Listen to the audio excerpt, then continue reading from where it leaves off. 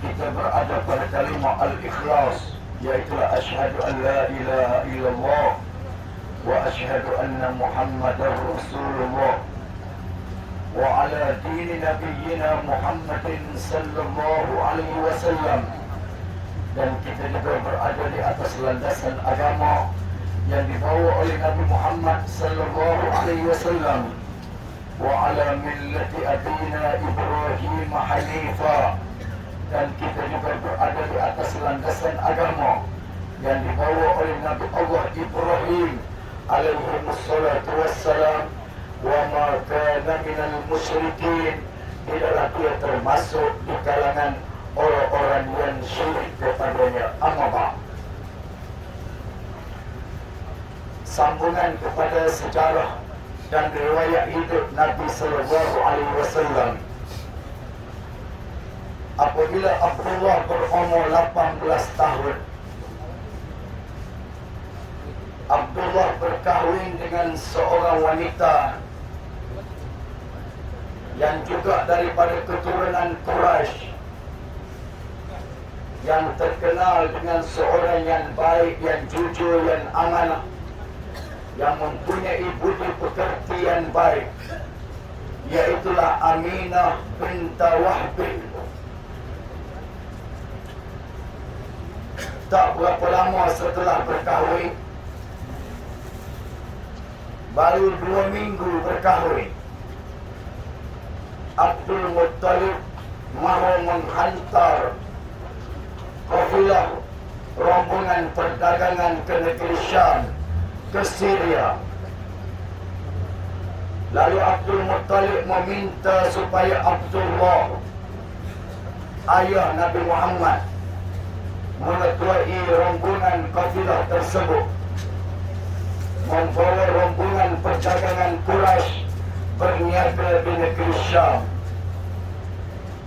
Sedangkan Aminah baru sahaja berkahwin, masih dalam keadaan berbulan madu lagi, terpaksa berpisah dengan Abdullah, dan Abdullah meninggalkan isterinya Aminah bersama dengan seorang hamba perempuan bernama Ummu Aiman. Rupanya pada ketika itu Aminah telah pun mengandung kepada Nabi sallallahu alaihi wasallam. Setelah sebulan pergi, sebulan balik, Aminah menunggu-nunggu kedatangan dan kembalinya Abdullah. Daripada awal sampai akhir rombongan dan kafilah perdagangan, Aminah tidak menemui Abdullah. Setelah ditanya, barulah diberitahu bahawa Abdullah ketika sampai di Yasrib, di dalam perjalanan pulang daripada berniaga di negeri Syam, Abdullah jatuh sakit dan meninggal dunia. Tinggallah Aminah bersama dengan Ummu Aiman. Kemudian berpindah tinggal di rumah Abu Talib beberapa lama, sehinggalah genap 9 bulan. Maka Aminah pun melahirkan Nabi Muhammad sallallahu alaihi wasallam pada pagi Isnin 12 Rabiul Awal pada tahun Gajah, tahun berlakunya peristiwa tentera Abraha. Soalan Ustaz, Rasulullah dilahirkan di mana? Semua orang tahu Rasulullah lahir di Mekah. Soalnya lahir di mana? Di Hijri Ismail, di dalam Kaabah, ataukah di mana? Jawabnya, Nabi Muhammad lahir di rumah Abu Talib. siapakah yang menjadi bidannya? Tok bidannya siapa?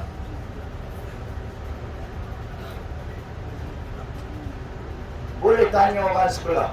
Inilah satu-satu ujian yang boleh meniru. Ya, Siti Hawa, isteri kepada Nabi Adam alaihi wassalatu wassalam. Itulah jawapan yang salah.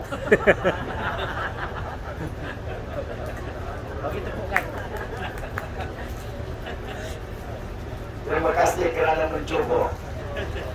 Anda lebih baik daripada yang lain. Siapakah yang menjadi bidannya?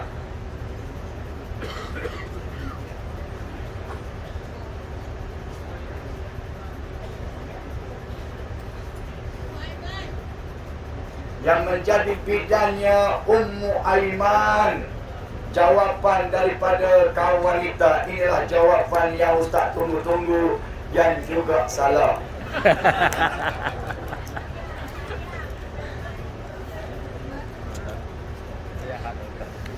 Ya, ada nak cuba?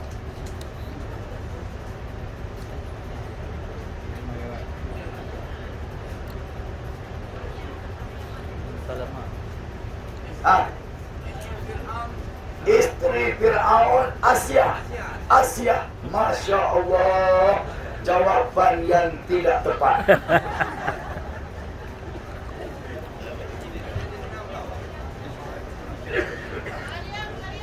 Maryam, ibu kepada Nabi Isa alaihi wassalatu wassalam, pun salah juga. Tiada bidan. Ya. Bidadari daripada syurga. Itulah jawapan yang juga salah.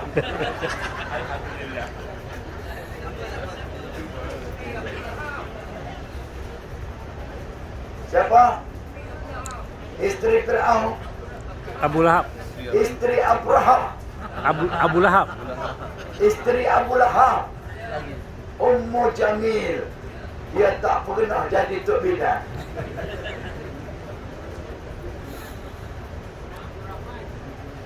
Yang menjadi bidannya ialah Asy-Syifa, ibu kepada Abdurrahman bin Auf.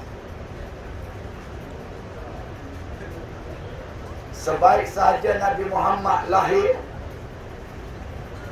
orang yang paling gembira ialah atuknya Abdul Muttalib. Dibawanya Nabi Muhammad masuk ke dalam Kaabah.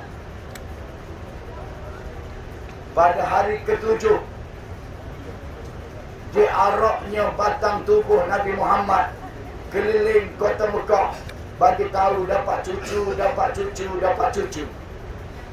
Jadi kalau kita setakat bawa spanduk sambut maulud Nabi, tak sama lagi Abdul Muttalib bawa batang tubuh Nabi Muhammad keliling kota Mekah, bagi tahu dapat cucu. Pada hari ke-7 dikhatankan, disunatkan. Nabi Muhammad berkhatan umur 7 hari. Kita berkhatan 7 tahun. nak naik tingkatan 1. Tok mudik ikut lari.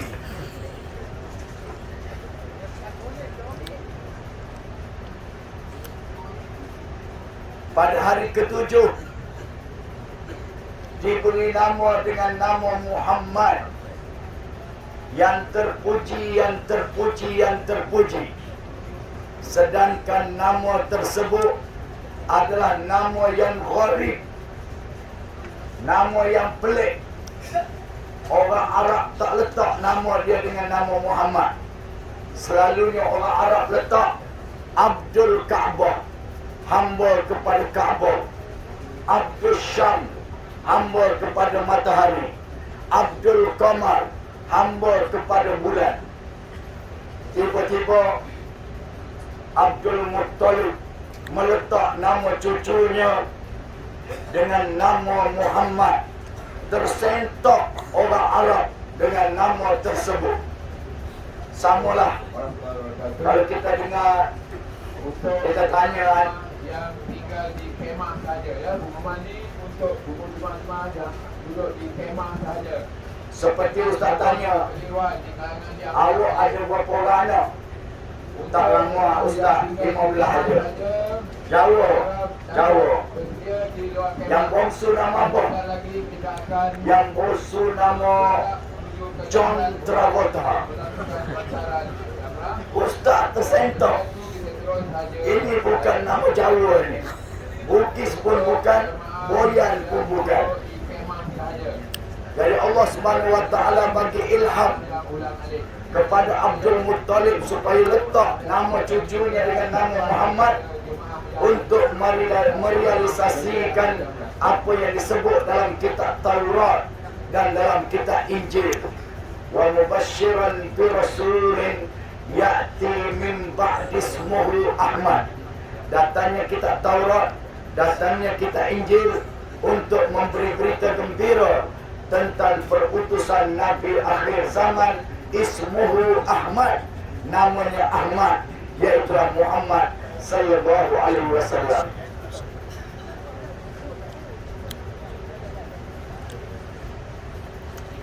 Ketika berumur 6 tahun, Aminah ibunya bawa Nabi Muhammad pergi menziarahi kubur ayahnya di Yasrib dengan menunggang seekor unta. Aminah berada di depan, Nabi Muhammad berada di tengah-tengah, Ummu Aiman berada di belakang. Selangkah unta yang membawa Nabi Muhammad melangkah, selangkah awan melindungi Nabi sallallahu alaihi wasallam. Nabi Muhammad melangkah, unta melangkah, awan melangkah. Nabi Muhammad bergerak, unta bergerak, awan pun bergerak melindungi Nabi Muhammad. Jadi perkara pelik yang berlaku kepada bakal menjadi Nabi dipanggil Muhammad.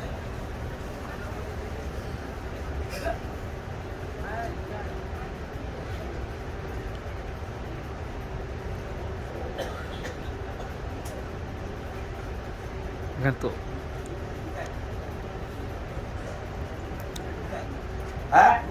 Dipanggil mukjizat. Itulah jawapan yang salah. Apa dia? Al-Amin. Tak pernah dengar.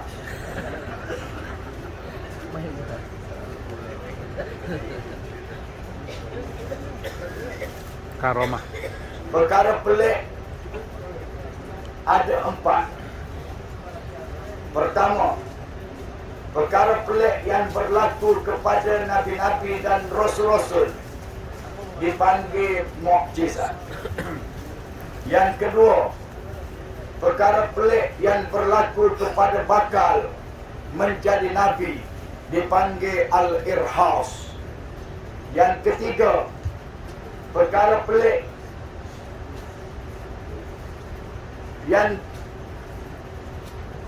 tidak dipelajari tetapi dianugerahkan kepada orang-orang yang beriman dan bertakwa dipanggil keramat. Seperti keramat yang berlaku kepada Sayyidina Umar. Sayyidina Umar berada di Madinah. Pasukan tentera Islam berada ratusan batu daripada Madinah. Sayyidina Umar sedang berkhutbah. Tiba-tiba dia berhenti daripada khutbah. Dia bagi arahan kepada ketenteraan, kepada tenteranya. Ya Sariyatal Jabalal, wahai tentera Islam, bukit. Tentera Islam yang berada di ratusan batu daripada Madinah berkata, demi Allah, kami dengar arahan daripada Umar bin Al-Khattab supaya kami cepat-cepat mendapatkan bukit, kemudian memberi serangan hendak kepada pihak musuh. Karamat yang kedua Sayyidina Umar apabila Amr bin al-As membuka negara Mesir. Orang Mesir mengadakan tiap-tiap tahun suatu pertandingan ratu cantik. Siapa yang dapat gelaran Miss akan dipakaikan pakaian yang cantik-cantik, lawa-lawa, kemudian dihumbankan, dikorbankan kepada Sungai Nil. Apabila Amr bin al-As datang buka negara Mesir, dia melarang pertandingan ratu cantik ini, di stop, diberhentikan. Lalu syaitan dan jin menahan air Sungai Nil sehingga paras airnya menjadi surut dan tidak boleh diairi pertanian. Habis ikhtiar yang dilakukan oleh Amr bin al-As tidak berjaya, sehingga akidah orang Islam digoncangkan, sehingga ada yang berkata, apa kata kita buat balik pertandingan ratu cantik ini, apa kata kita bagi korban balik kepada Sungai Nil ini. Namun Amr bin al-As menulis surat kepada Sayyidina Umar memberitahu keadaan yang berlaku. Lalu Sayyidina Umar ambil pen, tulis surat daripada Amirul Mukminin Umar bin Al-Khattab kepada Sungai Nil, dengan nama Allah yang Maha Pengasih lagi Maha Penyayang. Apabila kamu terima suratku ini, kembalilah kamu ke paras seperti sedia kala. Campak saja surat Sayyidina Umar, maka paras air Sungai Nil pun naik seperti biasa. Kalau ustaz yang tulis surat daripada Ustaz Ismail kepada Sungai Segit, orang kata gila tu. Ini karamat Sayyidina Umar bin Al-Khattab. Dan perkara pelik yang keempat yang boleh dipelajari, yang diberi nama ataupun dikenali dengan nama sihir, seperti David Copperfield. Dia boleh buat, dia sihirkan mata orang, dia hilangkan bangunan dan sebagainya. Itu adalah sihir yang boleh dipelajari. Inilah 4 perkara pelik yang berlaku dalam dunia.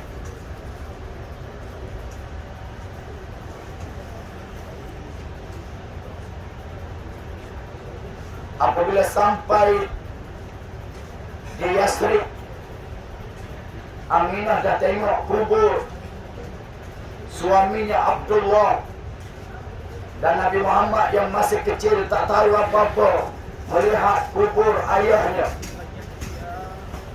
Di dalam perjalanan pulang sampai di suatu tempat bernama Al-Abwa, ibunya jatuh sakit dan meninggal dunia. Apabila Ustaz baca kitab Rahiqul Makhtum dan juga kitab-kitab yang lain yang menceritakan situasi di sini, cukup sedih. Apabila Rasulullah menangis, mahukan susu, menetik kepada ibunya, sedangkan dia tidak tahu bahawa ibunya telah pun meninggal dunia. Ibunya telah pun pergi meninggalkannya.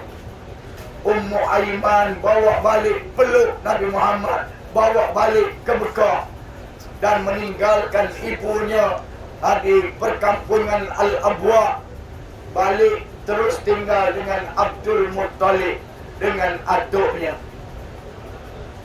Beberapa lama tinggal dengan Abdul Muttalib.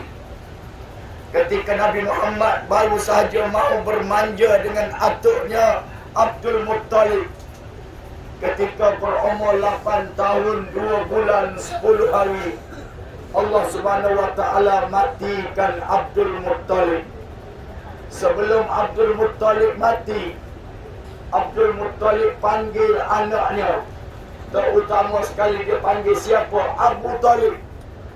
Abu Talib ada anak 10 orang dalam miskin, tetapi dia panggil Abu Talib. Dia minta janji daripada Abu Talib, wahai Abu Talib, adakah kamu sanggup menjadikan Muhammad ini seperti anak kamu?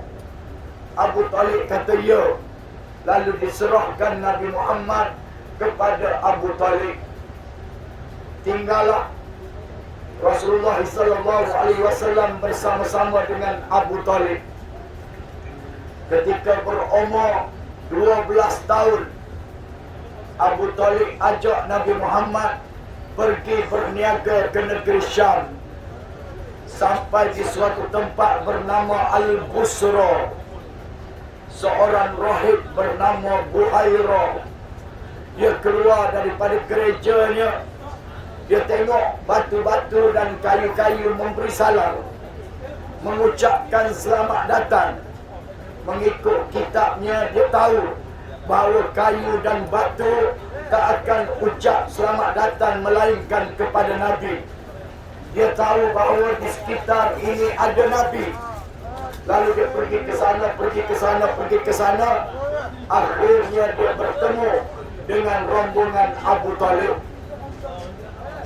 Dan mereka jemput keseluruhan rombongan ini datang untuk makan malam di rumahnya. Abu Talib setuju.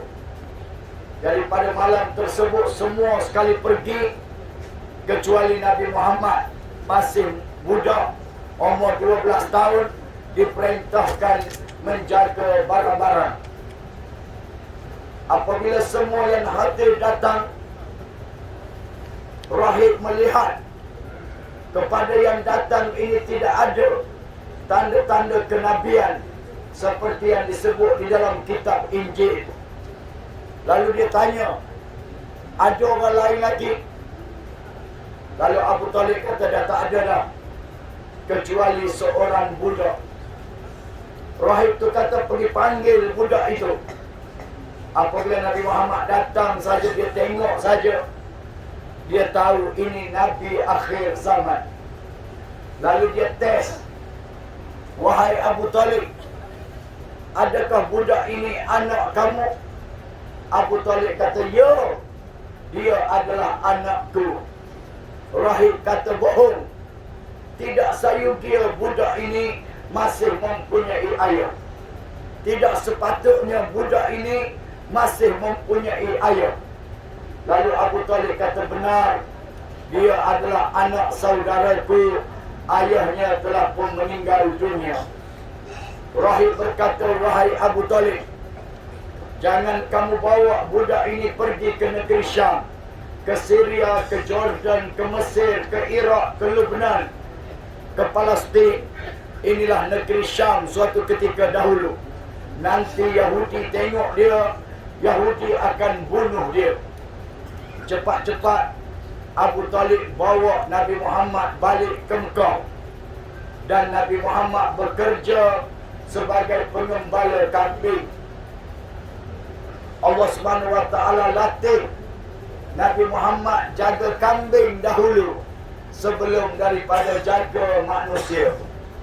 Ustaz nak tanya, mana lagi mudah, jaga kambing dengan jaga manusia?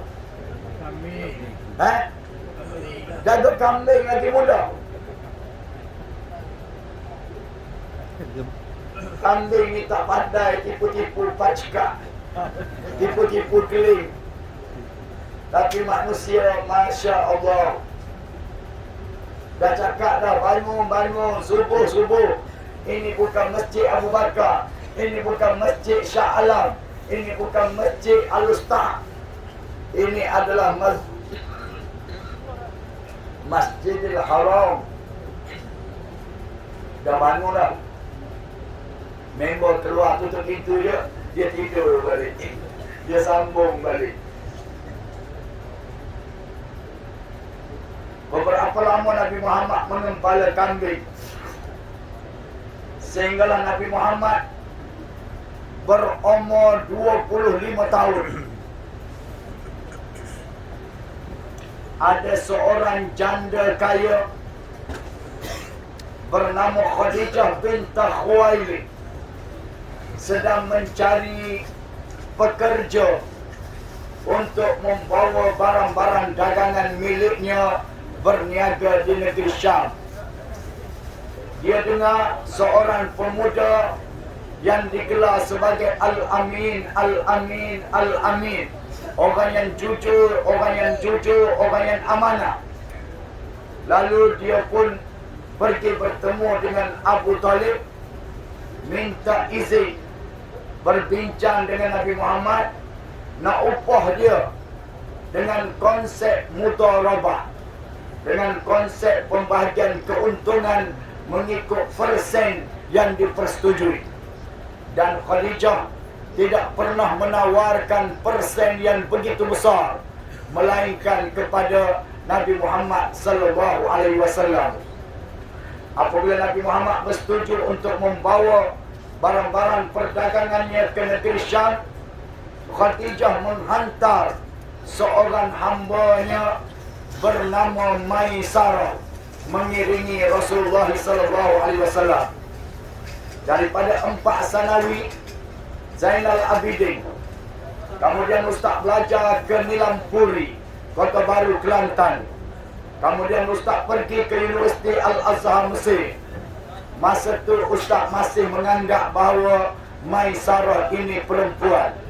Tapi dalam fikiran tertanya-tanya, kenapa Khadijah hantar perempuan mengiringi Nabi pergi ke negeri Syam. Dan api universiti buat master, masa itulah dapat jawapan, rupa-rupanya Maisarah ini lelaki. Apabila sampai di negeri Syam, Maisarah melihat bagaimana Rasulullah sallallahu alaihi wasallam yang pertama dia layan customer dia daripada awal sampai akhir dengan muka yang manis, sama ada orang tu beli ataupun tak beli.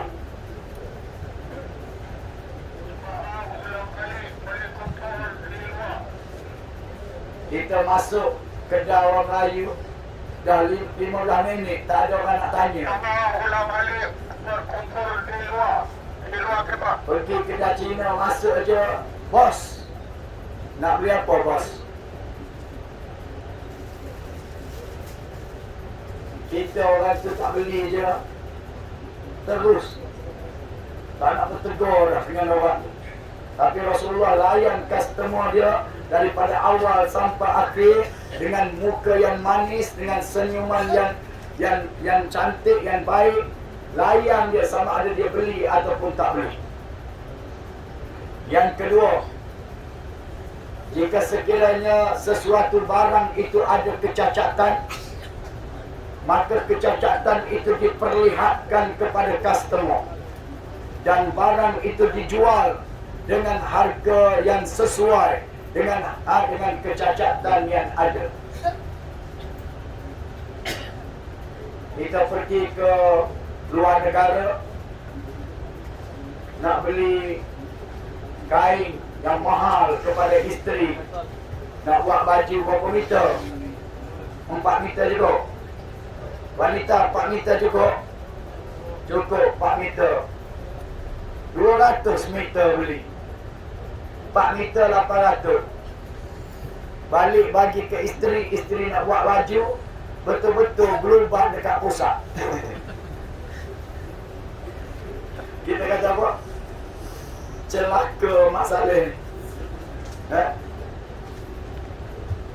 Kalau kasarnya celaka. Kalau beginilah cara niaganya, mampuslah. Tak lama lingkup lah. Macam kita beli durian lah. Duk rumah bawa kereta. Rata-rata dia kata RM2 sekilo, RM2 sekilo. Terus berit RM2 sekilo. Pergi tanya yang mana RM2 sekilo. Tu yang kena makan tupai. Dalam batu bawah RM2. Yang ni bawah, yang ni 20. Yang ni 20. Tunjuk ni satu, sak dia pusing depan kita. Tebuk bang, tebuk. Kita kata tebuk, dia pun tak tebuk. Tengok cocok, okey. Berapa sekilo? 20. 20 sekilo. Timbang-timbang 3 kilo. 3 kilo, 60 dia. Balik-balik ke rumah, rupanya yang kat bawah tu, yang di bawah tangan dia tu, ditutup dengan daun musangking juga. Yang tu buruk paksa. Buka-buka. Satu paksa je, ada satu ulah je. 60 riyal. Jemaah kata apa? Jemaah haji kata apa? Alhamdulillah. Alhamdulillah. Ustaz ingat tak? Celaka Muhammad. Kalau beginilah cara niaganya, jawabnya tak lama lah. Ha? Betul bulan depan dah tak ada Muhammad. Dah 40 orang doa. Yang ketiga, Nabi Muhammad kalau dia dah setuju bagi pengurangan, sama ada orang tu keluar, datang balik, tetap dia bagi pengurangan yang dipersetujui. Tetapi kita niaga, bos, kalau bos ambil sekarang, saya bagi harga daripada 80 kepada 40 riyal. Tapi kalau bos keluar, datang balik, tak dapat lagi. Tengok macam mana cara Nabi Muhammad berniaga dengan muka manis, dengan akhlak dan budi pekerti, sehingga barang-barang dagangan miliknya habis dijual. Lalu Nabi Muhammad beli pula barang-barang dagangan daripada negeri Syam, bawa balik ke Mekah, jual sekali lagi, habis juga. Jadi Khadijah mendapat keuntungan yang berlipat kali ganda yang tak pernah dia dapat sebelum daripada ini. Di sinilah lahirnya perasaan, keinginan kepada Nabi Muhammad. Ketika Khadijah nak kepada Nabi Muhammad, dia tak terus pergi kepada Nabi Muhammad. Dia ceritakan kepada pak saudara dia. Pak saudara dia pergi cerita kepada pak saudara Nabi Muhammad. Setuju, baru pergi meminang. Ada meminang, lepas tu khitbah. Apabila meminang, lepas tu barulah kahwin, akad nikah. Jadi berkat jujur dan amanah, bukan sahaja dapat upah persen mudharabah yang begitu besar, akhirnya dapat dengan toke-toke sekali. Masa tu Khadijah berumur 40 tahun, Nabi Muhammad berumur 25 tahun. Beberapa lama Nabi Muhammad hidup dengan Khadijah, Rasulullah tidak pernah menduakan Khadijah. Maksudnya Rasulullah tak pernah kahwin lain semasa hayat bersama dengan Khadijah. Selepas Khadijah meninggal dunia, barulah Rasulullah berkahwin dengan Saudah. Kemudian selepas daripada itu dengan Aisyah radhiyallahu anha.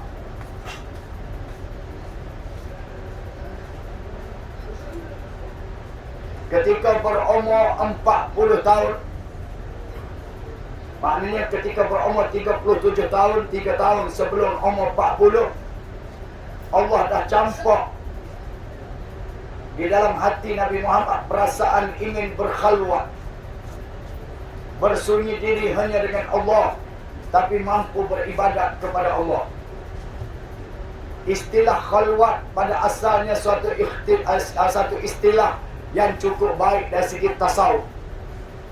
Khalwat bermakna seseorang yang bersunyi diri hanya dengan Allah, tetapi dia mampu beribadat kepada Allah. Itu makna khalwat. Tapi kalau sekarang kalau sebut ustaz berkhalwat, muka depan metro.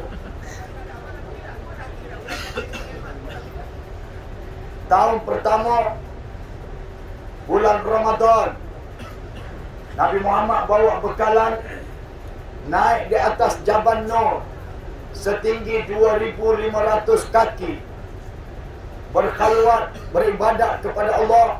Habis bekalan, balik jumpa Khadijah, kemudian pergi lagi. Tahun pertama tak berlaku apa-apa, tahun kedua tak berlaku apa-apa, tahun ketiga pada malam 17 hari bulan Ramadan, datang malaikat Jibril peluk Nabi Muhammad, menyerupai manusia, peluk Nabi Muhammad daripada belakang. Iqra ya Muhammad, baca ya Muhammad. Ma ana biqari, saya tidak tahu membaca, saya tidak tahu menulis. Lalu malaikat Jibril peluk lagi, Iqra ya Muhammad. Nabi Muhammad kata, ma ana biqari, saya tidak tahu membaca, saya tidak tahu menulis. Malaikat Jibril sebagai cikgu, Nabi Muhammad sebagai anak murid. Apabila cikgu suruh anak murid baca, anak murid menjadikan alasan tak pandai sebagai alasan tak nak belajar.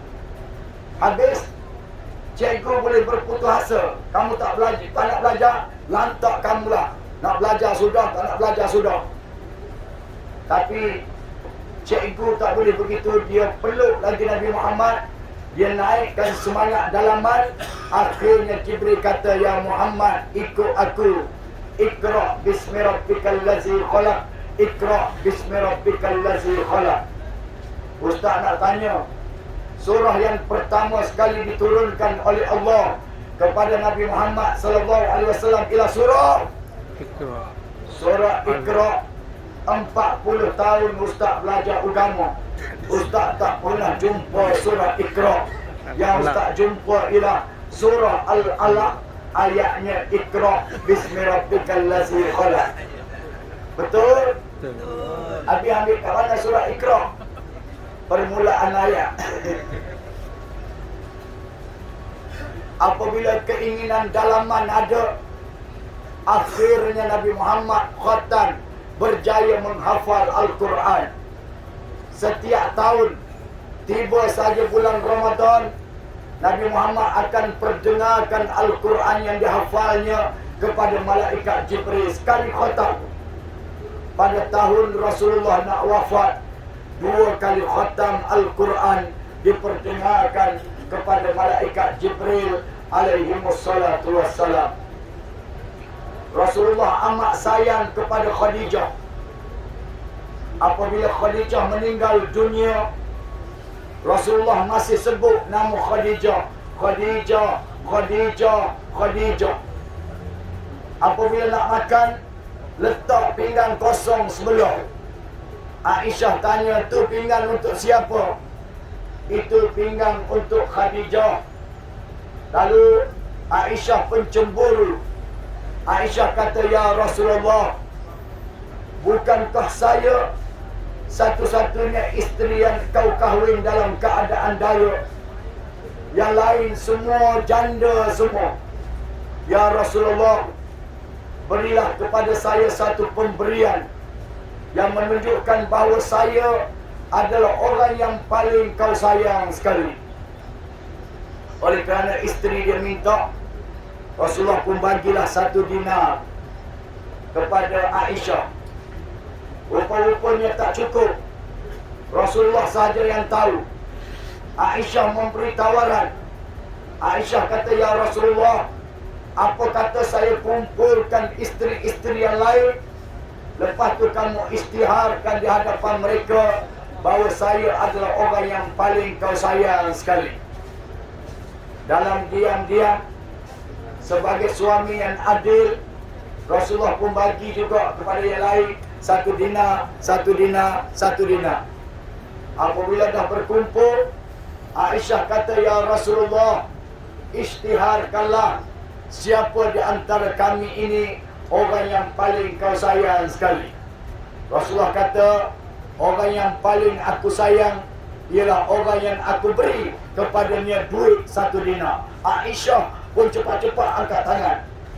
Dia pusing ke belakang tengok, orang lain pun angkat juga. Jadi malu dia.